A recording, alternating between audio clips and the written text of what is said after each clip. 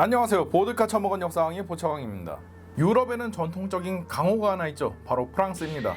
원래부터 프랑스는 여러분들도 잘 아시는 과학자인 라부아지에 이런 사람들도 있을 정도로 굉장히 과학기술이 뛰어난 나라였어요. 그리고 놀랍게도 세계 최초로 유인 비행을 성공시켰다는 타이틀까지 가지고 있는 나라죠. 1783년에 열기구에 4명을 태워가지고 500m 상공으로 띄워서 8km를 비행한 것인데요. 이처럼 프랑스 과학자들의 정복 욕구는 창공을 향해 날아올랐습니다. 20세기 초에는 라이트 형제로 대표되는 유인 동력 비행기들이 등장하자 프랑스도 유인 동력 비행기를 적극적으로 개발하기 시작했는데요. 그래서 1차 세계대전 시점에서는 독일군이랑 같이 비행기를 이용해서 서로 자웅을 겨루기도 했었죠. 그리고 1차 세계대전이 종료된 이후에는 날개가 위아래로 달려있는 복엽기에서 탈피해가지고 저익 단엽을 가진 모낭솔리의 406 같은 우수한 전투기까지 개발해가지고 사용을 했었습니다. 그러나 문제는 또다시 독일이 재무장을 해버렸다는 거예요. 모낭솔리의 406은 당시 독일이 만들었던 최신 전투기인 BF109보다 약간 낮은 성능을 가지고 있었습니다. 이 문제를 프랑스 실무진들도 모르는 게 아니라 가지고 새로운 신형 전투기를 준비를 했는데요. 근데 프랑스의 높으신 분들은 생각이 달랐어요. 독일이 군사강국인 영국과 프랑스랑 감히 전쟁을 벌이지 못할 것이며 전쟁을 벌여도 튼튼한 요새선인 마지노선에서 진격이 좌절될 것이라고 방심하고 있었던 것이죠. 그래서 프랑스의 높으신 분들은 굳이 신형 전투기인 모낭솔리의 406을 대량 생산하고 있는데 이거보다 더 신형 전투기를 서두를 필요는 없다라고 판단했습니다. 그리고 그 대가는 6주 만에 파리가 함락당하는 치욕이었죠. 이렇게 해서 프랑스는 독일에게 항복했습니다. 그리고 프랑스는 남프랑스 정도를 행정구역으로 삼는 비시 프랑스로 쪼그라들게 되었는데요. 잘 나가던 프랑스 항공산업에도 역시 철퇴가 내려졌습니다. 프랑스의 모든 항공산업들은 나치 독일의 관리하에 놓이게 되었고 항공산업의 발전은 지지부진하게 되었죠. 게다가 당시 독일은 유대인들을 혐오하던 나치가 집권을 하고 있던 상태였습니다. 그래서 항공공학자들 중에서 많은 수를 차지하던 유대인들이 나치 독일에게 끌려가가지고 기술 발전에 막대한 차질이 빚어졌죠. 다행히도 나치 독일은 실책을 거듭하면서 전황이 점점 안 좋아지기 시작했습니다. 결과적으로 연합군이 노르망디에 상륙작전을 실시했고 유럽 내륙으로 깊숙이 진군한 결과 프랑스가 해방될 수가 있었죠. 그리고 나치 독일의 패망이 임박한 1945년 3월부터는 독일의 부엔발트 지역에 연합군들이 들이닥치기 시작했습니다. 그런데 이곳에 도착한 연합군들은 웬 거대한 수용소를 하나 발견했어요. 연합군이 수용소문을 따고 들어가자 그곳에는 뼈만 앙상하게 남은 죄수들이 한가득이었습니다. 그곳은 나치 독일의 악명 높은 정치범 수용소인 부엔발트 수용소였죠. 이곳은 독일판 731 부대라고 불릴 정도로 굉장히 악명 높은 생체 실험이 시행되던 곳이었습니다. 연합군들은 곧바로 죄수들을 구출하기 시작했는데요. 구출된 죄수 중에서는 아내와 같이 수용된 프랑스 출신의 천재 항공공학자였던 마르셀 블로어도 있었습니다. 블로어는 전쟁 이전부터 굉장히 뛰어난 항공공학자로 이름이 높아가지고 나치 독일도 굉장히 탐내하던 사람이었거든요. 근데 이 사람 마누라가 유대인이었어요. 그래서 나치 독일은 블로어한테 나치 독일에 협력해서 부역할 것이냐 아니면은 수용소로 갈 것이냐 선택하라고 했죠. 그러나 마르셀 블로어는 이미 전쟁 나기 전부터 프랑스의 공군력 강화를 주장하면서 자만심에 빠진 프랑스 지도부를 비판하는 등 굉장히 대쪽 같은 애국자였거든요. 그래서 당연하게도 부역을 거부하고 수용소행을 택했던 것이죠. 이렇게 해서 블로어는 온 가족들이 다 같이 수용소로 끌려가게 되었습니다. 그리고 그곳에서 블로어는 무지막지한 수준의 고문과 구타 그리고 생체 실험을 받았는데요. 이 때문에 연합군이 블로어를 구출했을 때는 블로어가 거의 죽기 직전이었다고 합니다. 의사들도 블로어가 얼마 살지 못할 것이라고 했는데요. 그럴수록 블로어는 조금이라도 더 빨리 자리를 박차고 일어나서 프랑스 항공산업을 다시 일으켜 세워야겠다는 각오를 더더욱 다지게 되었습니다. 그래서 불편한 몸을 이끌고 블로어는 프랑스로 다시 귀국을 하게 되었는데요. 그가 마주한 현실은 굉장히 절망적인 것이었죠. 나치 독일의 지배를 받느라 항공산업은 다른 나라들보다 몇 년 뒤처져 버렸고 항공산업의 인프라도 박살나거나 혹은 뿔뿔이 흩어진 부분들이 많았기 때문이죠. 그래서 그는 급하게 여기저기서 돈을 갖다 꿔가지고 항공기 회사를 하나 설립했습니다. 이름은 레지스탕스 장군으로서 활동하던 자신의 형이 전쟁 중에 사용하던 코드네임으로 정했죠. 바로 다쏘였습니다. 이렇게 해서 지금 라팔로 대표되는 전설적인 프랑스의 항공기 제작회사인 다쏘의 역사가 시작될 수 있었습니다. 곧바로 마르셀 블로어는 마르셀 다쏘의 약자인 MD 시리즈라고 명명된 시제기들을 제작하기 시작했는데요. 그가 원하던 것은 프로펠러 전투기가 아니라 제트 전투기였습니다. 물론 블로어도 당시 이제 막 세워진 진짜 조조소 기업인 다쏘를 가지고 제대로 된 제트 전투기를 생산하는 건 굉장히 무리라고 판단했었어요. 그래서 그는 각계각층의 정치인들 혹은 유력자들을 찾아가서 끈질기게 설득했습니다. 다소사를 도와달라고 말이죠. 물론 이들은 다소사의 행동에 굉장히 긍정적인 입장이었지만 당장 지원은 어렵다고 답했습니다. 왜냐하면은 프랑스는 이제 막 2차 세계대전에 참화해서 벗어나가지고 정부를 다시 수립한 상황이라 가지고 국방 예산이 그렇게 많지가 않았어요. 게다가 프랑스는 이미 미래 공군 전력 구성을 위한 청사진들을 다 짜놓은 상태였거든요. 프랑스 정부는 이미 SO-6000이라고 불리는 프랑스 최초의 제트 전투기를 개발하는 데 성공했고요. 이것을 기반으로 큰 줄기로는 공군용 전투기 계획과 해군용 함성 전투기 계획을 이미 다 짜놓은 상태였어요. 일단 해군용 함성 전투기 계획을 보자면은 프랑스는 해외 식민지들을 유지하려고 항공모함에서 굴릴 수 있는 함성 전투기들을 우선적으로 개발을 하고 있었습니다. 그리고 당시 다소보다 훨씬 더 역사가 깊고 회사 규모도 훨씬 더 컸던 노르사가 노르 2200이라고 하는 함성 전투기를 갖다가 입찰을 이미 한 상태였어요. 그 외에 뭐 VG90, NC1080 이런 전투기들이 함성 전투기 프로젝트에 입찰을 한 상태였어요. 여기에 공군용 전투기로는 본격적인 후퇴익을 갖췄으며 블로어가 생각하는 것보다 훨씬 더 목표 성능이 높은 수준의 전투기인 에스파동 전투기가 개발이 되고 있었습니다. 근데 뭐 다소가 대단한 회사도 아니고 신생 학고 회사인데 여기에 어떻게 끼어들어. 그러나 블로어는 물러서지 않았어요. 곧 있으면 냉전이 시작될 건데 이렇게 목표 성능을 높이 잡아가지고 전투기를 개발하면은 분명 개발이 지지부진하게 늘어질 거고 시대에 맞춰서 갈 수 없다라고 주장한 것이죠. 그리고 당장 지상용 제트 전투기도 제대로 못 만드는 판에 함성 전투기가 웬 말이냐고 프랑스 정부에게 일침을 놨습니다. 당연히 프랑스의 높으신 분들은 블로어의 말을 듣고 심기가 불편해질 수밖에 없었죠. 그래서 블로어는 헌병들한테 질질 끌려 나와가지고 문 밖에 내동댕이 쳐졌습니다. 블로어는 포기하지 않고 항공기 부품 제작 회사들을 찾아다니면서 여러가지 사전 준비 작업들을 마쳐놨습니다. 이때 영국이 대국적인 결정을 하면서 다소사의 치제기 개발에 훨씬 더 속도가 붙기 시작했어요. 바로 영국이 자신들이 개발한 최신 제트 엔진인 롤스로이스 닌 엔진을 프랑스에 제공하기로 한 것이죠. 이 소식을 들은 블로어도 정부 창사에 달려와가지고 다소사에도 이 닌 엔진을 제공해달라고 요청했습니다. 근데 뭐 프랑스도 당장 마음 같아서는 엔진 하나 주고 싶었지만 예산이 한정돼 있는데 국책 사업들에게 이미 엔진을 배분하기로 돼 있어가지고 민간 사업이었던 다소사에는 줄 엔진이 없었어요. 그래서 다소가 개인적인 사비로 닌 엔진을 사온다는 조건 하에 프랑스는 다소사에 닌 엔진을 공급해줬죠. 이렇게 해서 블로어는 신용불량자가 될 각오를 하고 여기저기서 빚을 내어가지고 닌 엔진을 받아와서 MD450이라고 하는 시제기를 개발했는데요.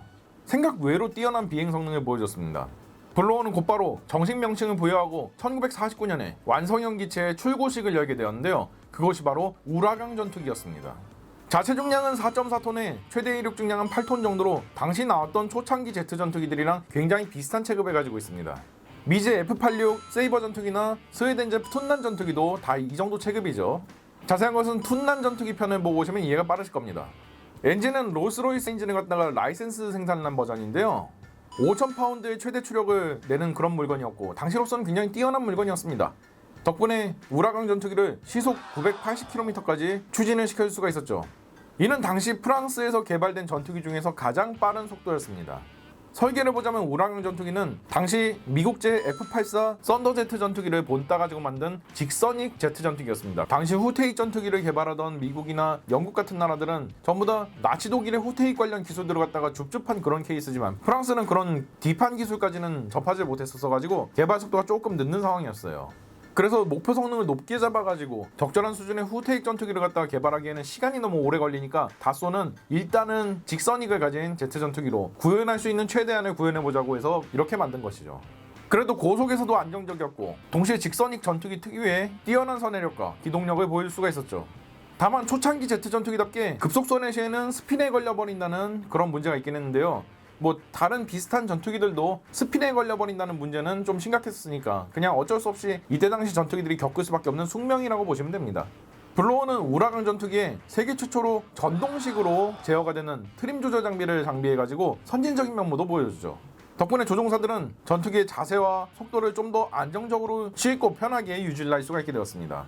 그리고 블로어는 애시당초에 빠른 속도로 날고 있는 제트 전투기에서 조종사들이 탈출을 할 때 캐노피를 열고 탈출할 수는 없다는 것을 알고 일찍이 마틴 베이커 사제 MK1 사출 좌석을 갖다가 장비를 내줘가지고 생존성도 뛰어났죠.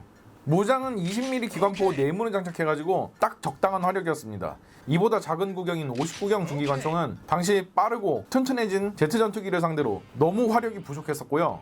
이거보다 더 큰 기관포들은 폭격기를 잡는 데에는 좋지만 무겁다는 단점이 있었으니까요. 엔진의 힘도 괜찮다 보니까 공대지 작전도 원활하게 할 수가 있었습니다. 450kg짜리 폭탄 2발을 메고 다닐 수 있었고요. 마트라사에서 개발한 18발들이 68mm 공대공 공대지 겸용 로켓을 포드로 2개를 달고 다닐 수 있었죠. 좀 더 강한 화력을 원하면 105mm 로켓 16발을 달아가지고 적전차의 뚜껑을 따주러 다닐 수도 있었습니다. 하지만 짧은 진출거리로 지적을 많이 받았는데요. 따라서 양산형에서는 양쪽 끝단에 연료 탱크를 갖다가 달아줘가지고 최대 항속거리가 920km까지 늘어날 수가 있었습니다. 근데 여전히 부족한 항속거리긴 해요. 왜냐면은 동급의 전투기인 툰난 전투기도 1000km는 되거든요. 그래도 일단 나머지 성능이 만족스러웠으니까 그냥 감수하고 사용할 수밖에 없었죠. 최대 고도도 13,000m라 가지고 고고도 요격 임무도 원활하게 수행할 수가 있었습니다. 프랑스 정부 같은 경우에는 별 기대도 안 하던 우라강 전투기의 출고식에 참석을 했다가 그 뛰어난 비행 성능에 감명받아가지고 일단 묻지도 따지지도 않고 15대를 초도 생산본으로 주문을 해봤습니다. 그리고 프랑스는 감격의 눈물을 흘릴 수밖에 없었죠. 왜 그러냐면은 당시 프랑스군의 상황은 블로어가 예측한 그대로 흘러갔기 때문에 그렇습니다. 일단 야심차게 함성 전투기 프로젝트로 진행하던 VG-90, NC-1080 이런 전투기들은 기술적인 난관에 봉착하면서 결국은 좌초돼 버렸고요. 노르 2200은 극악한 비행 안정성을 보여주면서 사고다발 전투기로 유명해가지고 실전 배치가 계속해서 미뤄지고 있었습니다. 공군이 야심차게 추진하던 에스파동 전투기 같은 경우에는 블로어가 예측한 대로 너무 목표치를 높게 잡아가지고 노르 2200이랑 똑같은 상태가 돼버렸죠. 그럼 답은 뭐다? 우라강밖에 없다. 프랑스는 곧바로 850대의 우라강을 생산해서 프랑스 공군을 현대화시키겠다는 계획이 세워졌죠. 이렇게 블로어는 신용불량자가 될 위기에서 백만장자 반열에 당당하게 우뚝 설 수 있었으며 다소 역시 학고 회사에서 프랑스 전투기 전력 전체를 책임지는 아주 막중한 임무를 띈 회사로 떡상할 수가 있었죠. 이렇게 해서 블로어가 원하던 대로 프랑스 항공산업이 다시금 살아나게 되었으며 프랑스군의 현대화도 이뤄낼 수가 있었습니다. 그러나 다소에도 엄청난 문제가 하나 있었어요. 바로 다소가 신생회사고 블로어가 사비를 털어서 만든 중소기업이다 보니까 생산 라인이 작았던 거예요. 당연히 프랑스군이 주문한 엄청난 양의 생산 물량들을 갖다가 소화해낼 수가 없었습니다. 게다가 블로어가 우라강 전투기를 실현 가능한 스펙의 전투기로서 적절하게 만든 건 맞지만 시간과 예산이 부족하다 보니까 생산에 적합한 형태로 만들지는 못했어요. 그래서 양산기를 제작할 때도 시제기를 제작할 때랑 똑같이 거의 주먹구구식으로 조립을 해야 되다 보니까 이게 생산 속도가 빠를 수가 없죠. 그러던 중 1950년대 중반이 되고 이제 후테익 제트 전투기를 넘어서 초음속 제트기의 시대로 넘어가고 있었습니다. 그래서 프랑스군은 더 이상 납기가 지연되는 꼬라지를 갖다 참을 수가 없었어요. 그래서 다소사에 우라강 전투기를 370대로 마무리하겠다고 통보했죠. 그리고 차기 전투기를 도입하는 사업으로 넘어가게 되었습니다. 그래도 수출 시장에서도 히트를 쳐가지고 해외 수출만 200대를 갖다가 추가적으로 생산하게 됐으니까 다소사의 우라강 생산 라인은 계속해서 돌아갈 수가 있었어요. 대표적으로는 이스라엘이 있죠. 이스라엘은 제대로 된 후테익 제트 전투기인 F-86 세이버 전투기를 도입을 하려고 했었는데 당시 중동의 눈치를 보고 있던 미국이랑 캐나다는 이스라엘에 이 F-86 세이버 전투기를 판매한 것을 거부했습니다. 이때 이스라엘이 프랑스에 와가지고 우라강 전투기 75대를 팔아달라고 요청을 했는데요. 여기에 프랑스는 노르사의 노라트라 수송기를 갖다가 끼어 팔기 하는 조건으로 우라강 전투기를 판매하는 데 동의를 했죠. 이때 도입된 우라강 전투기들은 무려 1970년대까지 활약을 하면서 우라강 전투기보다 훨씬 더 성능이 좋은 아랍군의 미그-15, 미그-17 이런 전투기들까지 뚝딱 패고 다녔습니다. 이거는 아랍 공군이 워낙에 전투기 운영을 잘 못해가지고 그런 측면이 크죠. 지상에서도 맹활약을 해가지고 시나이 반도로 진격한 이집트군의 전차들을 두들겨 패면서 이스라엘의 지상군의 승리에도 혁혁한 전공을 세웠습니다. 공대함 작전에도 동원되어져가지고 이집트군의 구축함을 공격한 적이 있는데요. 이집트군의 구축함은 우라강 전투기의 로켓 공격을 받자마자 쫄아가지고 전부 다 항복을 해버리면서 나포 전과도 세울 수가 있었죠. 그러나 짧은 항속거리로 인해서 시나이 반도 이남으로는 진출이 어렵다 보니까 상당히 문제가 많았어요. 그리고 노후화도 굉장히 빠르게 진행이 되어가지고 1970년대에 전부 다 퇴역을 하게 되었습니다. 인도군도 104대를 도입해서 운영했는데요. 주로 파키스탄군과의 교전에 동원이 되었습니다. 이 과정에서 실수로 파키스탄 영공에 들어와가지고 노획을 당한 사례도 발생을 했으니까 아까 전에 얘기한 이스라엘의 사례와 비교해보면 굉장히 천양지차의 차이를 보이고 있죠. 전쟁은 무기가 아니라 사람이 한다는 것을 잘 보여주는 사례입니다. 마지막으로는 엘살바도르가 중고 우라강을 구해 쓰다가 1985년에 퇴역을 시키면서 우라강 전투기는 역사 속으로 사라지게 되었습니다. 총평하자면 우라강 전투기는 블로어의 천재성과 뚝심이 만들어낸 역작이었습니다.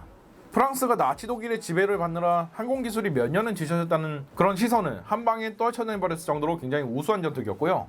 비록 최신 후테익 전투기는 아니지만 당시 프랑스 항공산업 현실상 만들어낼 수 있는 가장 최선의 전투기였습니다.